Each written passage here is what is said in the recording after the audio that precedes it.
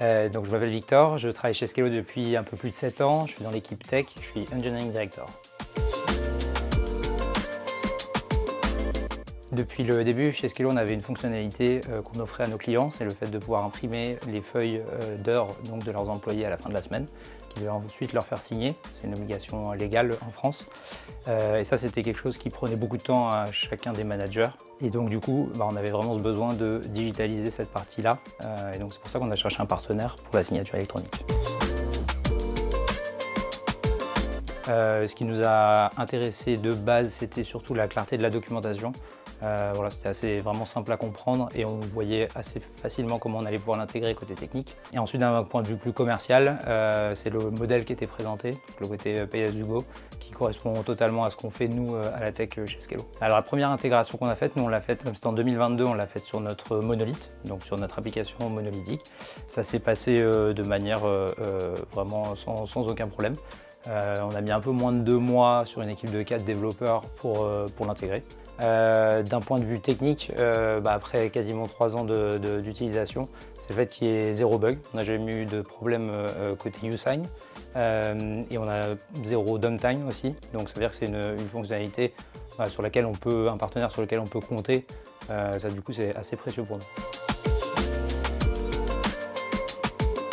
Donc le premier cas d'usage, c'était la signature des feuilles d'heures.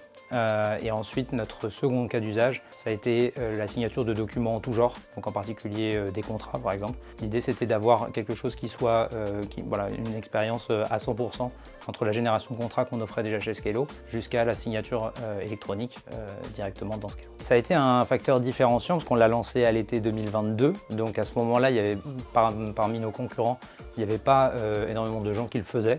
Donc on a senti c'était le moment d'y aller. Maintenant en 2025 c'est devenu un standard de marché et sur l'expérience utilisateur au global, oui, ça nous a permis en fait de compléter notre offre.